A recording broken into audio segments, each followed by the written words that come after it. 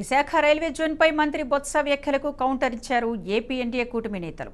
Visakha railway zone అంశంపై బొత్స సత్యనారాయణ అన్ని అబద్దాలే చెప్పారని మండిపడ్డారు. పీయూష్ గోయల్ను విమర్శించే స్థాయి బొత్సకు లేదన్నారు. రాష్ట్ర విభజన సమయంలో కూడా మంత్రిగా బొత్స ఉన్నారని, విశాఖ రైల్వే జోన్ పట్ల చిత్తశుద్ధి ఉంటే ఎలాంటి అవరోధాలు లేకుండా విభజన చట్టం పొందుపర్చాల్సి ఉండేదన్నారు. ఆ రోజే చెప్పాం, ఈ ప్రభుత్వం కేవలం అబద్ధాలు చెప్పడానికి తప్ప పని చేయడానికి రాలేదు, అధికారం ఎక్కలేదు అని చెప్పి మేము పదే పదే చెప్తా ఉన్నాము. కేవలం వైఎస్ఆర్ కాంగ్రెస్ పార్టీలో ఒక సీనియర్ నాయకుడు, ఆంధ్రప్రదేశ్ విభజించబడిన టైంలో ఒక మంత్రిగా ఉన్న మనిషి, మళ్ళీ ఇప్పుడు కూడా మంత్రిగా వ్యవహరిస్తున్న మనిషి బొత్స సత్యనారాయణ గారు ఈరోజు అబద్ధాలు మళ్ళీ చెప్పిన అబద్ధాలే చెప్పడానికి మళ్ళీ చెప్తా ఉన్నాడు. ఏంటండి, వరదలు వస్తే కొట్టుకుపోయే స్థలం ఇచ్చి మీరు అక్కడ బిల్డింగ్లు కట్టుకోమంటున్నారు. అంటే విశాఖపట్నంలో ఇంకేం స్థలాలు లేవా? అన్ని స్థలాలు మీరు కబ్జా చేసేసారా? మీ నాయకులు, మీ ఎంపీలు, మీ ఎమ్మెల్యేలు, మీ విజయసాయిరెడ్డి అందరు కలిసి ఉన్న స్థలాలన్నీ మింగేసిన తర్వాత మిగిలిపోయిన వరదలు వచ్చి కొట్టుకుపోయే స్థలాన్ని ఈరోజు కేంద్రానికి మీరు అప్పచెప్పబోతున్నారా? ఎందుకని వైజాగ్లోని ప్రజల్ని మీకు ఎందుకు వాళ్ళంటే అంత ద్వేషం అని చెప్పి ఈరోజు మేము ప్రశ్నిస్తూ ఉన్నాం. గతంలో కూడా మనం విన్నాం, సొమ్ములు పోయినాయి 8% అన్న వోక్స్ వ్యాగన్ బొత్స సత్యనారాయణ గారు కేంద్ర పరిశ్రమలు మరియు వాణిజ్య శాఖ మంత్రి పీయూష్ గోయల్ గారి మీద విమర్శలు. పీయూష్ గోయల్ గారిని విమర్శించేంత స్థాయి ఆయనకి లేదు.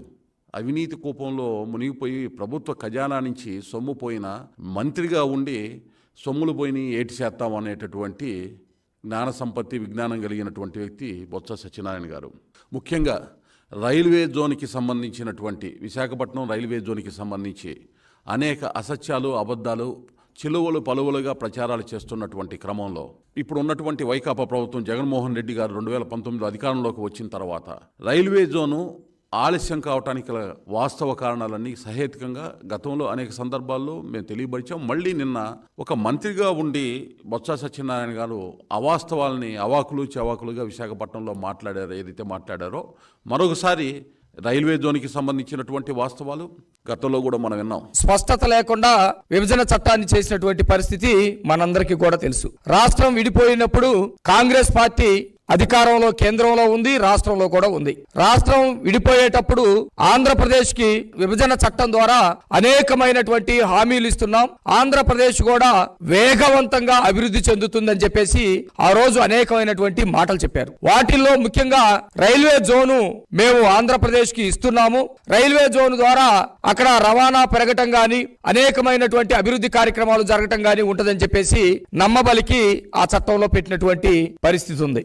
విభజన చట్టం ఆ రోజు ఆంధ్రప్రదేశ్ తరఫున చేసేటప్పుడు రాష్ట్రం విడిపోయినప్పుడు 2014కి ముందు మంత్రిగా భారీ పరిశ్రమల, పంచాయతీ, రవాణా, మార్కెటింగ్ శాఖ మంత్రిగా బొత్స సత్యనారాయణ ఉన్నాడు.